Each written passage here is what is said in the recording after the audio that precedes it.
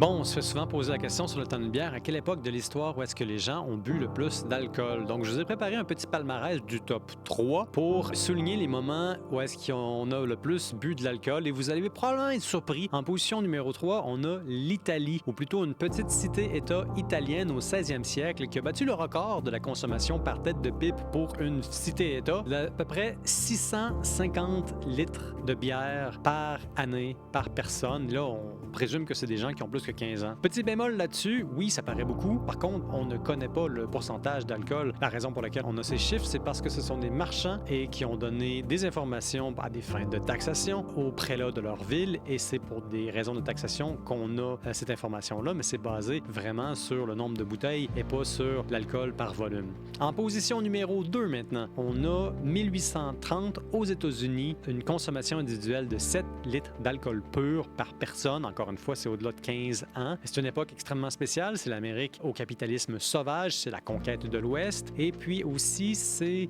un peu le Far West dans tous les États. Le saloon est maintenant l'institution dans laquelle les gens vont boire de l'alcool et non pas la taverne qui était beaucoup plus hospitalière, qui était beaucoup plus confortable. Le saloon, c'est beaucoup plus dénudé et c'est vraiment là pour une chose, pour vous vider vos poches. D'ailleurs, ça a tellement une mauvaise réputation qu'il va y avoir une ligue anti-saloon. Inutile de vous dire que dans les années de 1830, on voit aussi qu'il va se créer, qui va mener directement à la prohibition, un mouvement qui va voir l'interdiction de la vente, de la production et du transport de l'alcool pendant quasiment 13 ans. Une spectaculaire augmentation des cirrhoses du foie. On voit aussi les débuts de l'émancipation des mouvements chez les femmes, les premiers mouvements politiques dans lesquels les femmes revendiquent une chose, le droit de voter. Pourquoi? Pour être capable d'avoir une influence significative sur la législation qui touche aux fameux saloons qu'on veut fermer et qui privent leurs maris de beaucoup de choses, y compris leur jugement et surtout leur argent. Ce sont des femmes qui se battent pour avoir des droits politiques parce qu'elles ne veulent pas être victimes d'une véritable épidémie d'ébriété qui mène à un spectaculaire cas de violence conjugale.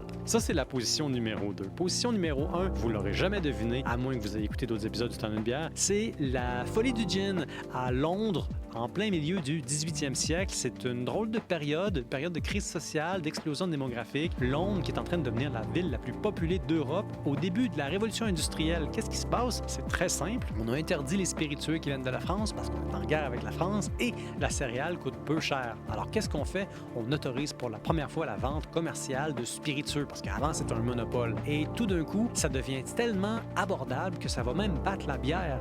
Et là, il va se produire quelque chose d'inimaginable qui s'est jamais vu dans l'histoire avant. Un grand bassin de population va pouvoir commencer à boire un spiritueux à 50% d'alcool de façon beaucoup plus abordable que de la bière qui contenait peut-être entre 4 à 5% et qui, encore une fois, était, je le rappelle, un produit de luxe pour la plupart des gens. Il va y avoir une épidémie de gin avec des milliers de morts, sans parler même des autres dizaines de milliers de cas d'hospitalisation, une criminalité violente et, encore plus important, une panique morale chez les élites qui sont complètement horrifiés à l'idée qu'une populace, le bas peuple, c'est-à-dire les ouvriers, puissent comme ça empoisonner le code moral populaire. Et on a peur que les femmes aussi commencent à s'enivrer puis que ça aille contaminer les bonnes épouses des gens des classes un petit peu plus aisées. Bref, ces gens-là ont atteint une consommation individuelle, c'est-à-dire par tête de pipe, de 15 litres d'alcool pur par année. C'est un record, ça s'est jamais vu. Et Dieu merci, ça s'est jamais battu. Si vous aimez notre contenu,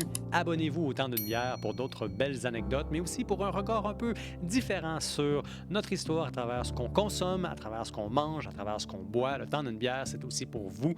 Abonnez-vous. Salut!